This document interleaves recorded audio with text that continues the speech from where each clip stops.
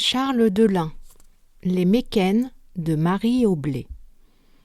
Au temps jadis, il y avait près de Valenciennes, au village de Marly, une veuve ayant 2 filles jeunes et belles, mais de beauté différentes.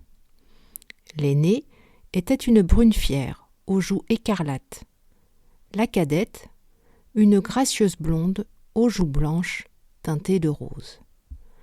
On les avait surnommées la Pionne et la Magritte, ce qui, dans le langage du pays, se dit pour la Pivoine et la Marguerite.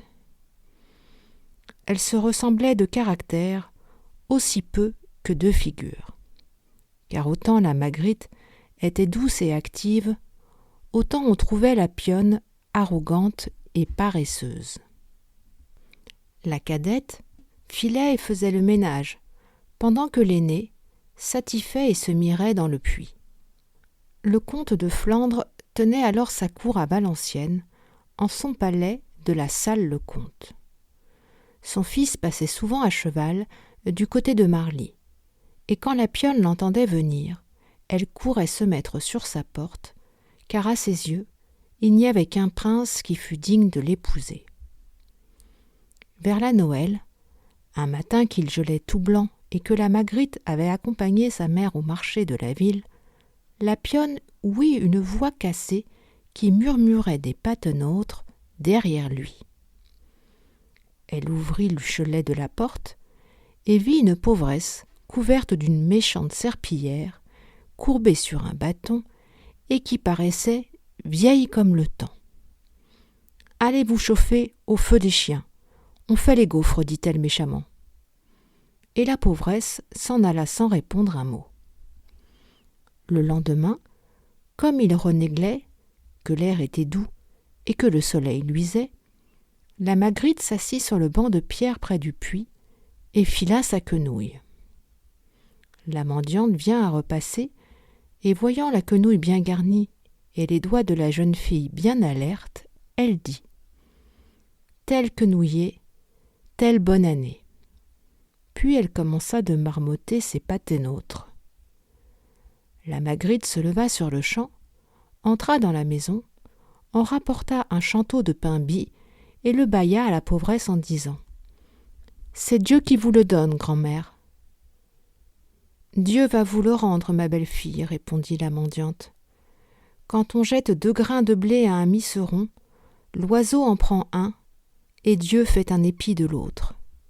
Puisque vous m'avez montré une âme si charitable, je vous octroie pour don que la première chose que vous ferez demain matin, après votre prière, vous la ferez tout le long du jour. » Et comme la Magritte la regardait étonnée, « Je ne suis point ce que vous pensez, ajouta-t-elle.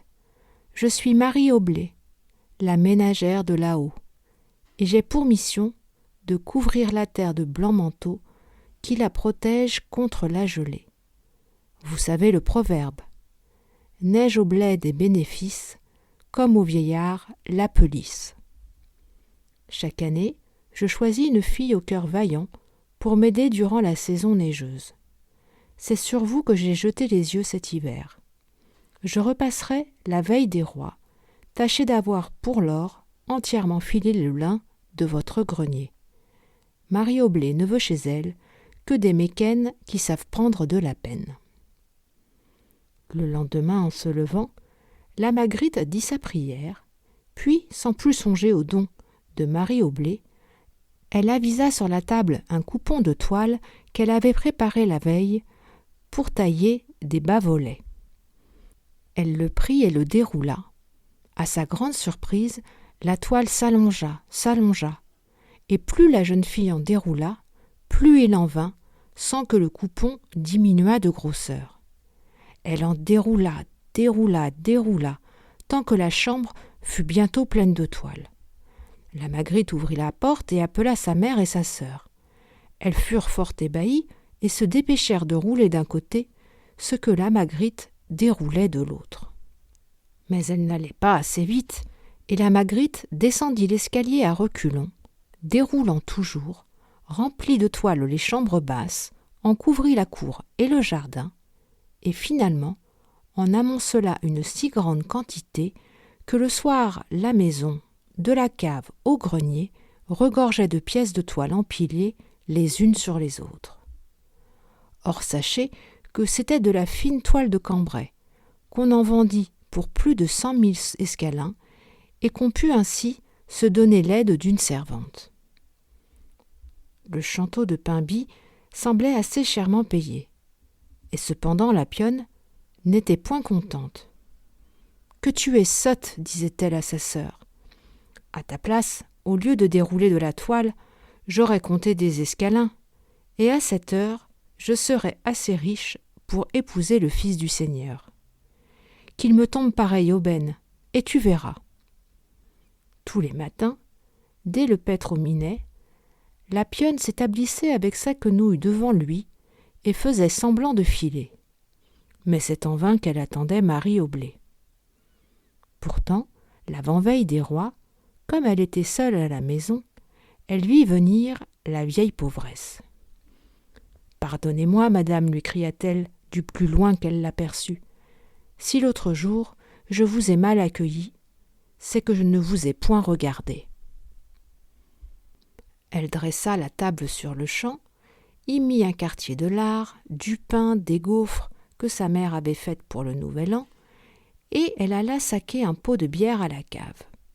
Marie au blé but et mangea, après quoi elle remercia la pionne et prit son bâton afin de continuer sa route. « Vous ne me donnez pas un don comme à ma sœur, dit la pionne. »« Si fait, ma belle, répondit Marie au blé. Je te donne aussi pour don que la première chose que tu feras demain en t'éveillant, tu la feras tout le long du jour. » La pionne reconduisit la céleste ménagère avec son plus gracieux sourire, et le soir, en se couchant, elle eut soin de placer sous son oreiller une bourse pleine d'escalins. L'ambitieuse fille s'endormit fort tard dans la nuit. Elle rêva qu'elle épousait le fils du Seigneur et que ses compagnes en crevaient de dépit. Le coriococo de Chanteclair l'éveilla contre son habitude. Aussitôt, sans prendre le temps de prier Dieu, elle chercha sa bourse sous son oreiller. En ce moment, elle sentit une puce courir le long de son épaule. Elle voulut l'attraper. D'un bond, la puce lui échappa et la piqua au bras. Sa main l'y poursuivit. Soudain, la puce sauta de nouveau et va lui appliquer son suçoir derrière l'oreille. La pionne, impatientée, la pourchasse, l'attrape et la tue. Hélas, en voici 2 autres, puis 4, puis 10, puis 20, puis 100 qui fondent sur elle, la mordent, la percent, la piquent aux pieds, aux genoux, aux flancs, aux bras, à la tête, en 1000 endroits. La pionne les poursuit, les attrape, les tue, mais d'autres leur succèdent en si grand nombre que la malheureuse renonce à s'en débarrasser. Elle n'a plus assez de ses 2 mains pour se gratter au sang par tout le corps. Elle se roule dans son lit, désespérée, haletante, écumant de rage, et elle se gratte, tant qu'à la tombée du soir, il ne restait plus, dit-on, que 2 bras inexorables qui grattaient un squelette. La vérité est que Marie au blé ne poussa pas si loin la punition, et que la méchante fille en fut quitte pour garder le lit durant 3 jours. La veille de l'Épiphanie, la Magritte s'était dès l'aube assise près du puits et se hâtait de finir sa dernière quenouillée quand elle crut apercevoir l'étrangère au tournant du chemin. Elle fut si émue que dans son trouble, elle se perça la main de son fuseau. Le sang coula et rougit le fuseau. La Magritte voulut le laver dans le seau du puits. Par malheur, il lui échappa et chut dans l'eau. Vite, elle fit jouer la poulie, descendit le seau et tâcha de le repêcher. Hélas, dans sa précipitation, elle se pencha trop en avant, perdit l'équilibre et s'en fut la tête la première vers le fond où brillait le ciel étoilé. Lorsque la Magritte arriva parmi les étoiles, elle était évanouie. Au bout de quelques instants, elle se réveilla, je ne sais comment, au bord d'une source et promena autour d'elle des yeux surpris et charmés. Elle se trouvait dans une riante campagne où jaunissaient de grands blés. Il y avait aussi des arbres, des plantes et des fleurs comme il en pousse sur la terre, mais les arbres poussaient plus beaux, l'herbe plus molle, les fleurs plus éclatantes, et tout cela était doré par un plus doux soleil. Elle se leva et avisa, volant au-dessus de sa tête, un oiseau vert aussi beau qu'un oiseau du paradis. Le bel oiseau se posa sur un arbre et chanta d'une façon merveilleuse. Puis il s'envola un peu plus loin, comme s'il invitait la jeune fille à le suivre. La jeune fille le suivit, et il alla se percher sur le toit d'une chaumière. Elle y entra et vit un four rempli de pain. « Sac-moi hors du four, sac-moi hors du four, je suis assez cuit, » disait le pain. Elle prit la pelle et défourna le pain. L'oiseau vert s'envola encore et alla s'abattre sur un pommier qui portait des pommes rouges comme les joues d'une garcette de 15 ans. « Ochine-moi, je succombe sous le poids de mes pommes, » disait le pommier. La Magritte le secoua, les pommes churent et l'oiseau s'envola. Elle le suivit encore et aperçut une jolie petite maison blanche tapissée par une vigne. Sur la porte était assise une belle dame vêtue comme une sorcière. Quoique Marie au blé fût rajeunie, d'une 30aine d'années, la Magritte la reconnut au premier coup d'œil. « Sois la bienvenue, petite, » dit la céleste ménagère. « Je t'attendais. »« Je suis à vous, bonne mère, » répondit la jeune fille, et sur-le-champ, elle se mit à l'ouvrage. En vaillante mécaine, elle commença par écurer la batterie de cuisine, et bientôt les poêlons et les casseroles de cuivre rouge brillèrent comme le soleil quand il se couche dans la brume. Elle lava ensuite la maison à grande eau, et avec la balayette, elle dessina sur le seuil de beaux festons de blanc sable. Puis elle fit le lit, et comme elle allait le secouer, Marie au blé lui dit « Va le secouer là-bas, sous les peupliers, et prends bien garde de choir dans le trou. » La mécaine y fut, et au-dessus du trou, elle hochina soigneusement le lit de plumes, l'édredon et l'oreiller.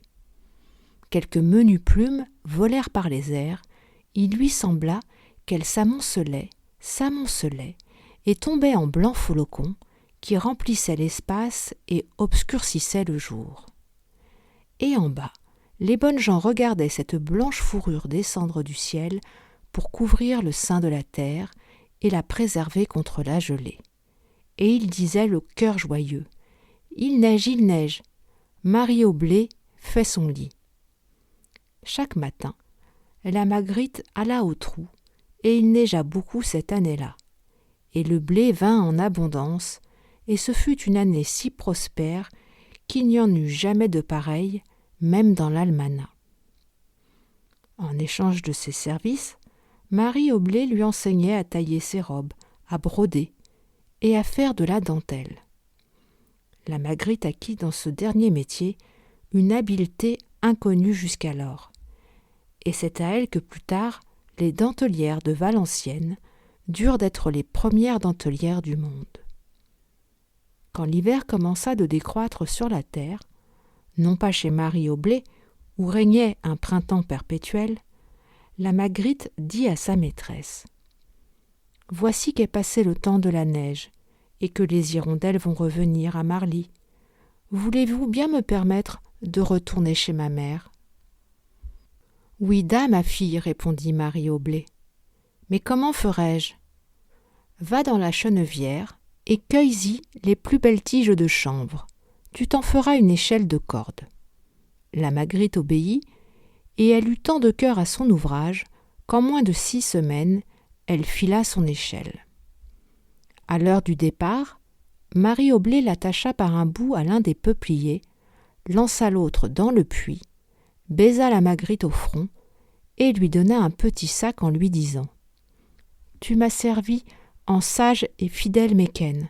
Voici ton salaire. » La Magritte fut assez discrète pour ne point ouvrir le sachet et descendit bravement à l'échelle, qui, chose singulière, s'allongeait au fur et à mesure que la jeune fille descendait. Je ne sais combien de temps elle descendit, mais quand elle mit pied à terre, il faisait nuit noire. Elle s'aperçut alors qu'elle était vêtue d'une magnifique robe tissée d'or et de soie, qui brillait comme si le bon Dieu l'avait semée d'étoiles. Lorsqu'elle entra dans la cour de sa maison, Chanteclair, croyant saluer l'aurore, battit des ailes et chanta à tue-tête. « Coriocco, Coriocco, le jour est clos, le jour est clos. » Sa mère et sa sœur l'accueillirent avec de grandes exclamations. On sut bientôt à Marly et aux alentours que la Magritte était revenue et qu'elle avait rapporté une robe d'or, et ce fut une procession de gens qui voulaient voir la merveilleuse robe. Le bruit en vint jusqu'au palais de la Salle-le-Comte, et la fille du seigneur n'eut point de cesse qu'elle n'en eût vu la robe d'or de la Magritte. La Magritte la porta au palais. La demoiselle en raffola sur-le-champ, et le comte proposa à la jeune paysanne de la lui acheter.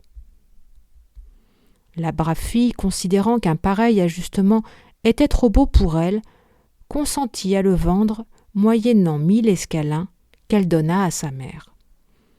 Comme elle était un peu plus grande que la demoiselle, la robe se trouva un peu longue, mais on ne put découvrir de Valenciennes à Mons une couturière assez adroite pour la raccourcir. La vendeuse offrit alors ses services, et on fut émerveillé de son habileté. On le fut bien davantage quand on vit comment elle savait broder et faire de la dentelle. Les maîtres du palais la prirent en telle affection qu'ils ne voulurent plus laisser partir la jolie dentelière. L'honnête fille se croyait trop bien récompensée. Pourtant, elle avait ouvert le petit sac et n'y avait vu qu'une poignée de grains de blé. Pareil présent n'eût point été le compte de la pionne. Mais la Magritte pensa que sans doute Marie Oblé avait eu des raisons d'agir ainsi, et elle serra précieusement le sachet. Cependant le bonheur de la cadette faisait le malheur de l'aînée, qui en séchait sur pied. Bien qu'elle eût à se défier de Marie Oblé, elle voulut, coûte que coûte, avoir, elle aussi, sa robe d'or. Et au retour de la saison neigeuse, elle enfonça sa main dans un buisson d'épines, rougit son fuseau de son sang, le jeta dans le puits et s'y précipita la tête la première. Comme sa sœur, elle s'éveilla dans la prairie merveilleuse et suivit l'oiseau vert. Mais quand le pin lui dit « Sac-moi hors du four, sac-moi hors du four, je suis assez cuit », elle répondit « Je te défournerai à la venue des cocigrues, quand les poules iront à béquille. » Et quand le pommier lui cria « Au chine-moi, je succombe sous le poids de mes pommes », c'est sa tête qu'elle hocha, sans même daigner répondre. Enfin, elle arriva dans la maison de Marie Oblé, qui la prit à son service. Le premier jour, tout alla bien. Mais le lendemain, le soleil avait déjà achevé le tiers de sa besogne que la paresseuse n'avait pas commencé la sienne. Ce fut encore pire les jours suivants. Elle n'écurait ni les poêlons ni les casseroles, le lit de Marie Oblé était fort mal fait, et lorsque la mécaine allait au trou secouer la literie, elle y restait des heures entières à regarder ce qui se passait en bas. C'est pourquoi il neigea fort peu cette année-là. La terre ne put s'envelopper dans son blanc manteau, elle fut glacée jusqu'au fond des entrailles et ne produisit que le quart du blé qu'elle rendait d'ordinaire. L'oiseuse s'amenda pourtant un peu la dernière semaine, et croyant avoir assez ouvré, elle alla bravement réclamer son salaire. « Fixe-le toi-même, » lui répondit sa maîtresse. « Eh bien, je veux une robe d'or comme celle de la Magritte. Mais pour ce qui est du sachet de grains de blé, j'aime mieux autre chose. » « Et quoi ?» Et la mécaine répondit effrontément. « une baguette magique qui convertisse en or tout ce qu'elle touchera. « La voici, » fit Marie au blé avec un malin sourire. Elle coupa une branche fourchue à un coudrier et la lui donna. La pionne n'osa point se hasarder par le même chemin que la Magritte. Marie au blé ouvrit une porte au bout de son clos, et la mauvaise mécaine se trouva soudainement à 20 pas de la maison de sa mère. Sa robe n'éclaira pas la nuit, au contraire, de blanche qu'elle était, elle devint noire comme de la suie. Ce n'est pas non plus Chanteclair, mais la hulotte que la méchante fille entendit, et dans le creux d'un arbre mort, la hulotte huait comme pour se moquer d'elle. « Tout ouï, il fait nuit !»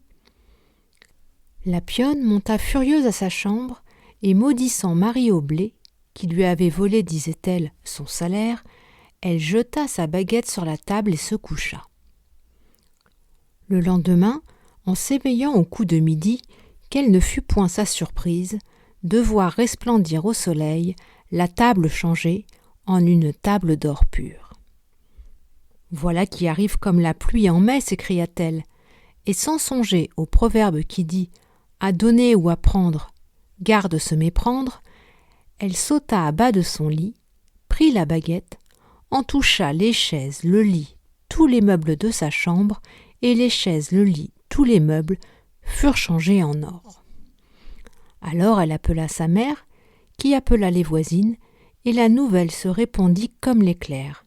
Et les gens de Marly, de Saultin, de Curgy d'Aulnoy, d'Étreux, de Saint-Saulve et de Valenciennes accoururent en foule pour contempler cette merveille. Le comte vint lui-même avec sa cour. Il proposa à la pionne d'acheter sa baguette, mais elle refusa de la vendre, ne jugeant point qu'on pût y mettre un prix. Or, le comte de Flandre était un homme avare et qui aimait l'or par-dessus tout. Ne pouvant s'approprier la précieuse baguette, il voulut du moins avoir pour fille celle qui la possédait. Il lui offrit la main de son fils. La pionne accepta et on signa le contrat en grande pompe. Toutefois, le jeune seigneur, qui n'était pas si pressé de s'enrichir, demanda que le mariage n'eut lieu qu'au bout d'1 an.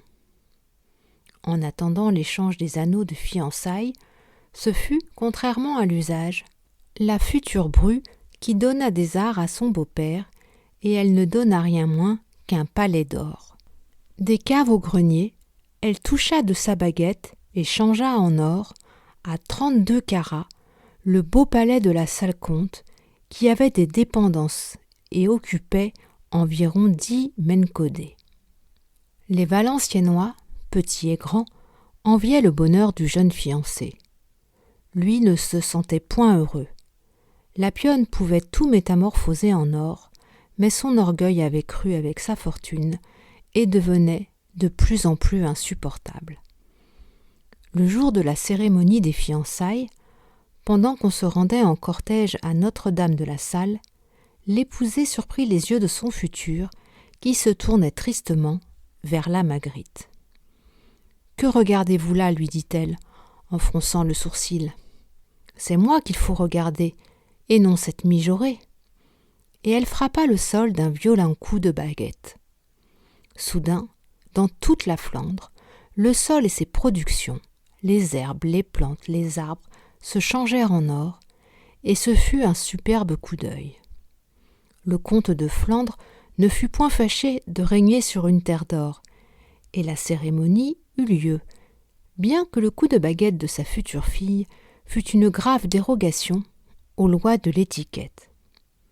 Les bons flamands furent enchantés et jugèrent l'or de la pionne bien supérieur à celui des moissons que leur avait donné la Magritte. Mais cette félicité ne fut point de longue durée. On s'aperçut bientôt que les pommes d'or sont d'une digestion plus difficile que les pommes de Calville, et qu'une terre d'or n'a point ce qu'il faut pour nourrir ses habitants. Aussi il se déclara une famine épouvantable, et le peuple mourait d'inanition par l'excès même de ce qui procure aux hommes la satisfaction de leurs appétits. Dans une telle conjoncture, le comte assembla son conseil. Les conseillers vinrent armés de lunettes bleues, car la couleur d'or leur faisait mal aux yeux. Ils prononcèrent de beaux discours, et on se sépara sans avoir trouvé un procédé pour fondre la croûte de métal. Le comte fit alors annoncer à son de trompe qu'il donnerait la main de sa fille à celui qui mettrait un terme aux souffrances de ses sujets. Personne ne se présenta, et le seigneur songeait déjà à abandonner le pays avec ses vassaux, lorsque la Magritte s'avança timidement et dit « Votre seigneurie veut-elle me permettre d'essayer de rompre le charme ?»« Essaie, ma fille, répondit le comte, et puisses-tu réparer le mal que nous a causé ta sœur ?» La Magritte s'était souvenue à propos du sachet que lui avait donné Marie au blé. Peut-être le moment était-il venu de l'utiliser. Elle le tira de sa poche, y prit un grain de blé et gratta le sol de son petit doigt en disant « Marie au blé, ayez pitié de nous !» Chose merveilleuse, la croûte de métal devint meule comme de la terre labourée, et le doigt de la Magritte s'y enfonça sans résistance. Elle y déposa sa graine et la recouvrit de terre, je veux dire de poudre d'or. Au bout d'1 minute, on vit une mince tige d'herbe percer le sol de son dard vert.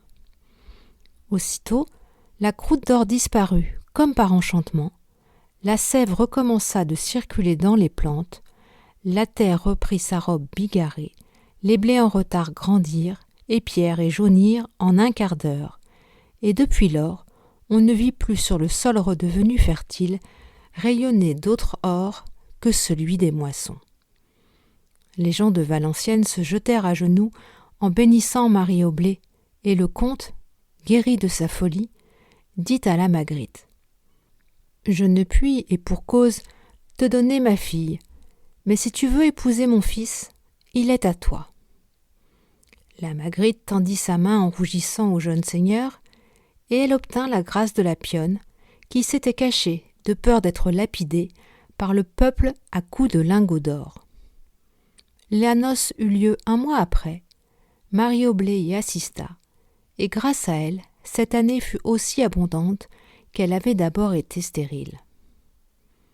Le souvenir de la céleste ménagère et de ses méquennes n'est point tout à fait éteint dans le pays flamand. Il n'y a pas 50 ans que vers la mi-juillet, les porte-sacs et les dames de la halle promenaient encore Marie au blé par les rues de Valenciennes. Durant 8 jours, la compagnie, de blanc et de rose habillée, allait de porte en porte, en dansant le menuet, offrir sur un plat d'étain les prémices de la moisson. Avec les dringuelles récoltées par les méquennes de Marie au blé, on mangeait de gossières et on vidait 5 ou 600 canettes à la duchesse de Marly, patrie de la Magritte. Cette fête a disparu comme bien d'autres qui égayaient les bonnes âmes du temps passé. Le monde, au jour d'aujourd'hui, est si malin qu'il ne trouve plus rien qui le divertisse.